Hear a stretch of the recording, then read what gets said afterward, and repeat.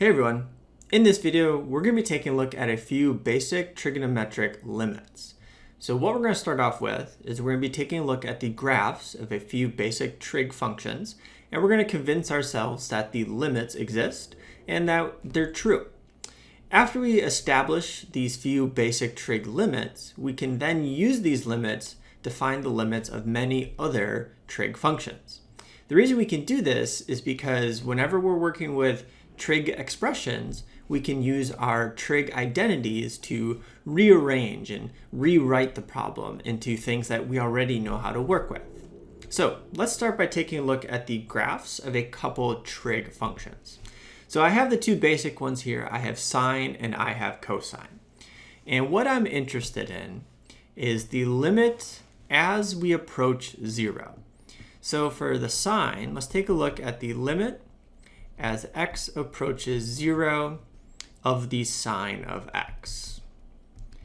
So we want to take a look as we're moving from the left and from the right, what is our graph approaching?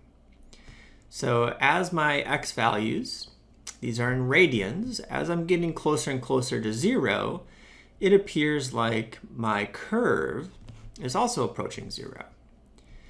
If I approach from the other side, so now these x values in radians are getting smaller this way, it seems that my graph is also going down towards 0. So the limit as x approaches 0 of the sine of x is equal to 0. Now let's take a look at the cosine. The same thing. Let's take a look at the limit as x approaches 0 for the cosine of x. And in this case, as I come from the left, my curve is going up here towards 1. And as I am coming from the right back towards 0, my curve is also going up towards 1. So in this case, the limit as x approaches 0 of the cosine, this is equal to 1.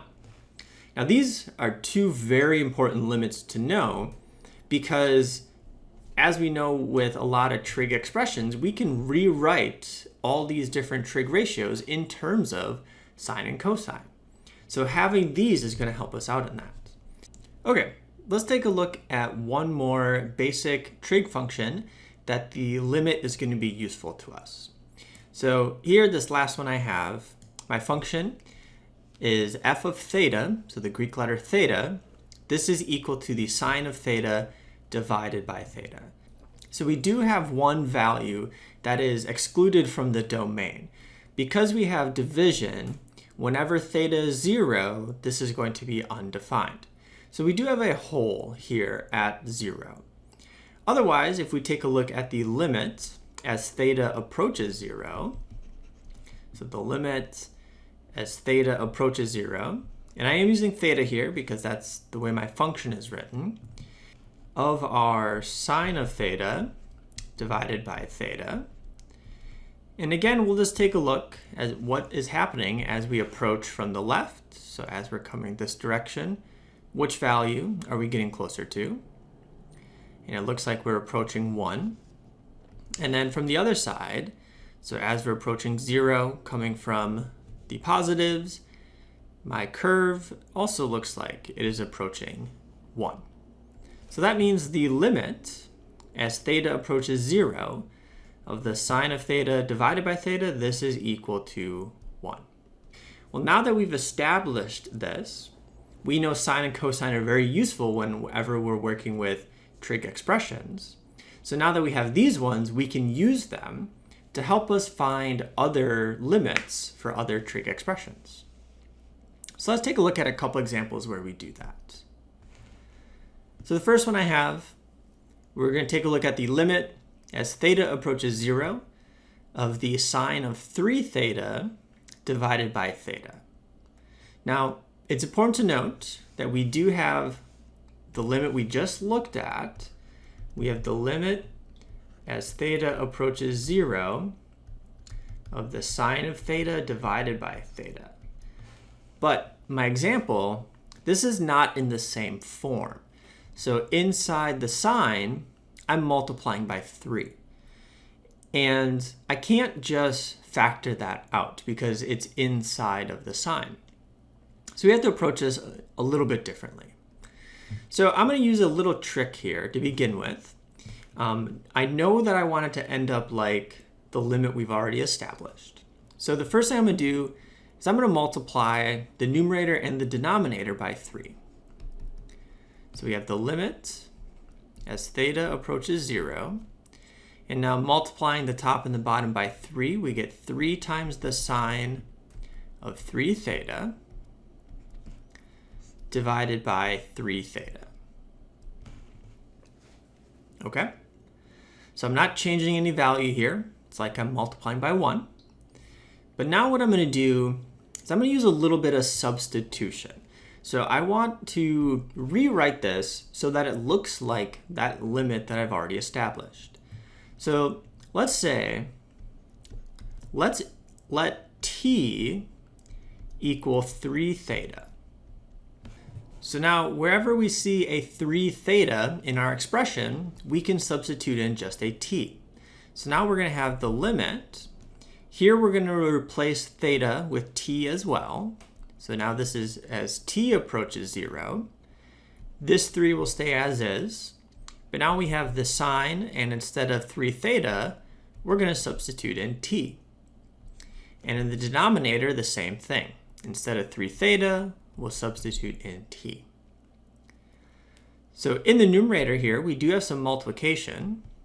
So let's rewrite this. So instead of the limit of a product, let's rewrite this as the product of limits.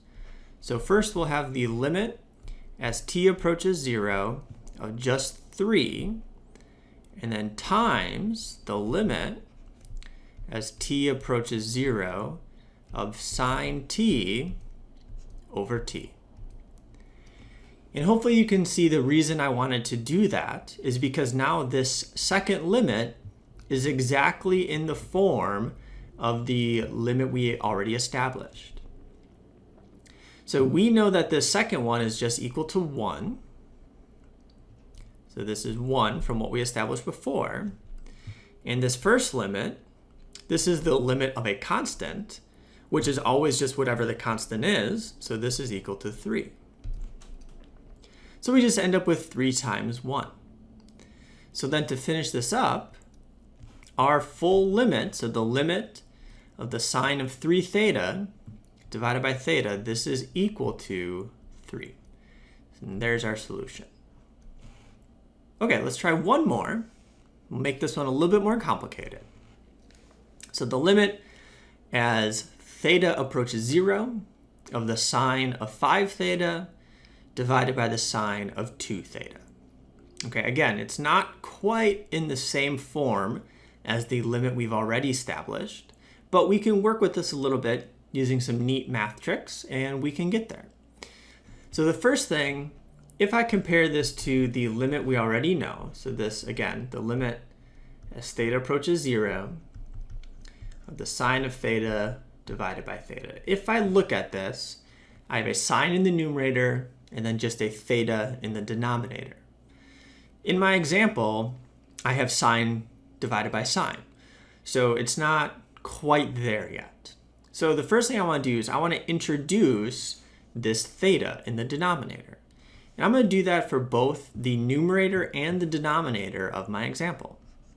So what I'm going to end up with is the limit as theta approaches 0.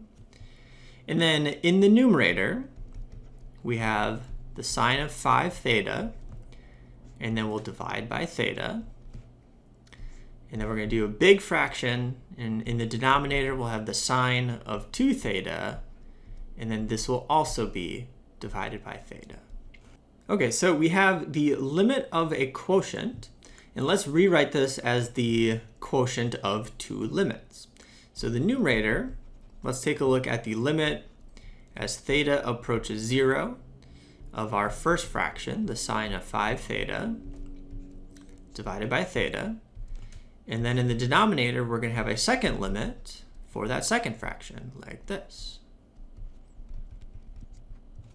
Okay, and now if we look at our numerator and our denominator, these two limits, they should look very familiar. So our last example we saw that the limit as theta approaches 0 of something that looks almost the same as those. So we had the limit as theta approaches 0 of the sine of 3 theta divided by theta. And what we saw was that this simplified to just 3. Well, we could go through all the steps we did on that last example for these. However, we're going to end up with a similar result. So to simplify here, the limit as theta approaches 0 of the sine of 5 theta divided by theta, that just works out to be 5. And in the denominator, we end up with the sine of 2 theta divided by theta, and that is just 2. So going back up to our original problem, this limit works out to be just 5/2, which is a nice result.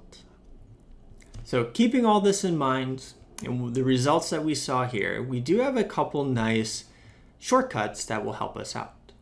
So the first one, if we have the limit as theta approaches 0 of the sine, and then inside we have some constant multiplied by theta, and this is over theta, this just works out to be whatever that constant is. So that's what we saw in our first example where it ended up being just 3, and then here we saw that twice again. Furthermore, if I have something like the limit as theta approaches 0, and then the sine, and again I have a constant, and then let's say we're multiplying the denominator by something as well. Well, here I can use my product property for limits where we can kind of separate that out. So this just does simplify to a over b like that. So again, with the results we saw, we can establish these rules, nice little shortcuts that can help us out and help us solve more complicated problems later on.